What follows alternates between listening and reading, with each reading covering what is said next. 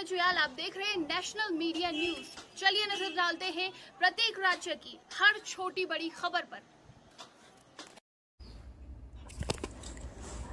देहरादून जनपद के कालसी थाना क्षेत्र अंतर्गत विगत 23 नवंबर को अमलावा नदी के किनारे बंद पड़े एक फार्म हाउस में डिड्डान निवासी युवक सुनील का शव संदिग्ध अवस्था में पंखे के कुंड पर टंगा हुआ मिला था।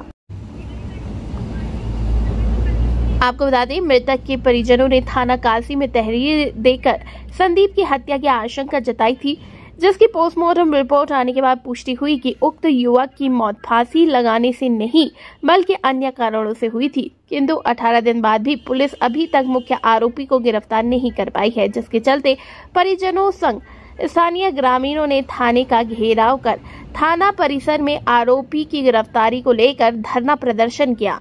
मृतक युवक के भाई का कहना है कि उनके द्वारा लगातार न्याय की गुहार लगाई जा रही है। इससे पूर्व भी ग्रामीण थाने का घेराव कर चुके हैं। पुलिस द्वारा 17 तारीख तक आरोपियों की गिरफ्तारी करने का आश्वासन देने के बाद ग्रामीणों ने धरना प्रदर्शन समाप्त किया। वहीं पुलिस क्षेत्राधिकारी भास्कर लाल शाह ने कहा कि उक्त मामले को लेकर 302 में मुकदमा पंजीकृत किया गया है। पुलिस सभी पहलुओं पर गहनता से जांच कर रही है। सीसीटीवी फुटेज खंगालने के साथ साथ एसओजी की मदद से आरोपी को जल्द ही गिरफ्तार करके मामले का खुलासा किया जाएगा। उच्च अधिकारियों ने परामर्श के बाद जांच अधिकारी को भी बदलने की बात भी की है। संदीप का बड़ा भाई हूँ और मैं से डिंडाल का रहने वाला हूँ। हाल निवासी हमारीपुर में रहते हैं। तो 20 तारीख को घर से निकला था किसी के साथ, लेकिन हमें 23 तारीख को भटजी के द्वारा सूचना मिली है कि उसने सुसाइड किया है। तो मैं वहाँ पर आया, मौके पर दरवाज़ा खोला, लेकिन वहाँ पर ये था कि जो दरवाज़ा बाहर से बंद किया था वो जाली का था और अंदर वाला दरवाज़ा खुला था। लेकिन जब अंदर की घटनाक्रम को हमने देखा तो वहाँ पर बहुत ब्लड गिरा हुआ था और वहाँ पर दारू पी गई है। वहाँ मुझे बियर के कैन भी मिले, गिलास टूटे हुए मिले और जहाँ पर उसको लटकाया गया था पंखे के ऊपर, अगर उसकी हाइट के मुताबिक तो एक इतना ऊपर था, वो पंखा इतना दूरी पे था उसके, लेकिन वो घुटनों पर बल पे बैठा हुआ था। मैं एसओ साहब से भी कहा, फॉरेंसिक टीम से भी मैंने ये बात कही कि ये मर्डर है, ये सुसाइड नहीं है। और वहाँ पर एक वायर का टुकड़ा अलग से पड़ा हुआ था। मैंने उनसे कहा अगर ये मर्डर केस है, ये सुसाइड है, तो ये वायर का टुकड़ा यहाँ कैसे पड़ा मिला? तो उन्होंने कहा हम जानकर इसमें छानबीन कर रहे हैं। दूसरा उनका कहना था कि नहीं ये जाली से अंदर गया। तो मैंने कहा जाली से अगर ये अंदर गया तो अंदर का दरवाज़ा कैसे खुला? और दरवाज़ा जो तोड़ा गया तो अंदर वाले दरवाजे में तो बिल्कुल भी स्क्रैच नहीं है, कुछ भी खरोंच नहीं है। तो मैंने कहा अगर मान लीजिए इसके पास चाबी है, भटजी का कहना था कि एक चाबी इसके पास रहती थी, एक मेरे पास थी, तो चाबी अगर इसने सुसाइड किया तो चाबी उसके जेब में होनी चाहिए थी, ना तो वहाँ चाबी मिली। और वहाँ पूरे जगह इतना ब्लड गिरा हुआ था। जब फॉरेंसिक टीम वहाँ पर उसकी तहकीकात कर रही थी तो उसकी एक उंगली कटी हुई थी सिर्फ। उतने उंगली कटने से इतना ब्लड कभी नहीं हो सकता। तो मेरा पुलिस प्रशासन से यही निवेदन है। मैं 3 बार एसओ साहब से भी मिल चुका हूँ। मुझे 2-3 दिन करके बताया जा रहा है। आज 18 दिन पूरे हो चुके हैं और आज जब सब लोग इस धरने में आए हैं तो सीओ साहब भी आज यहाँ मौजूद हुए और उस दौरान जो यहाँ पे हमारे सहयोगी हैं, हमारे क्षेत्र के लोग हैं और जो हमारे ये नेतागण लोग हैं, इन्होंने इस बात को उठाया। ये हमारा व्यक्तिगत मामला नहीं है। मेरा ब्रदर आज इस पृथ्वी से निकल गया, लेकिन सोचने की बात ये कल किसी और के साथ भी होगा। हमारा ये जो इसके पीछे बोलने का कारण कि मुजरिम को पकड़े ताकि किसी और परिवार के साथ ऐसी घटना ना हो।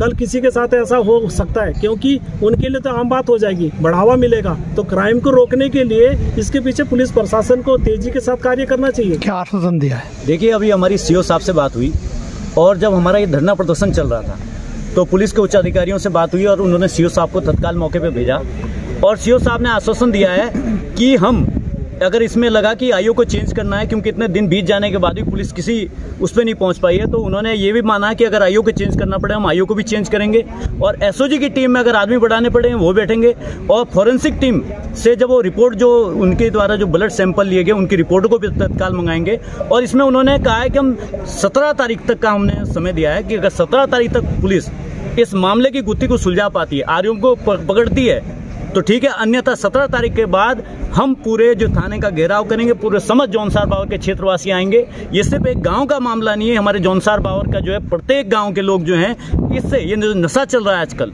इस नशे से पूर्व में भी कई घटनाएं हो चुकी है। आप देखिए अभी कुछ समय पूर्व में भी एक लखवाड़े का लड़का जिसकी गला रेत कर हत्या कर दी गई तो उसका आज तक खुलासा नहीं हुआ। उसके अलावा आप देखिए दून हॉस्पिटल में जो लड़की है जिसको गलत इंजेक्शन देकर मार दिया गया, उसका आज तक कोई उसमें गिरफ्तारी नहीं। अभी कुछ दिन पहले एक दीवार गिरने से एक लड़की की हत्या, उसमें भी कोई मुकदमे में आज तक किसी की गिरफ्तारी नहीं हुई। हमारे जो विधायक जी हैं, क्षेत्रीय विधायक जी, वो किसी भी मामले में वो मौन साध लेते हैं। ये बड़ा दुर्भाग्य है और हम इसकी बड़ी निंदा करते हैं। वो सदन में पीएमजीएसवाई की ठेकेदारी का मामला उठाते हैं, लेकिन अपने क्षेत्र में लगातार हो रही हत्या, अपने क्षेत्र में लगातार हो रहे गुनाह, अपने क्षेत्र में फैल रहा नशा, इसके प्रति कोई आवाज नहीं उठाते, वो मौन बन जाते हैं। हम ऐसे प्रतिनिधि का विरोध करते हैं।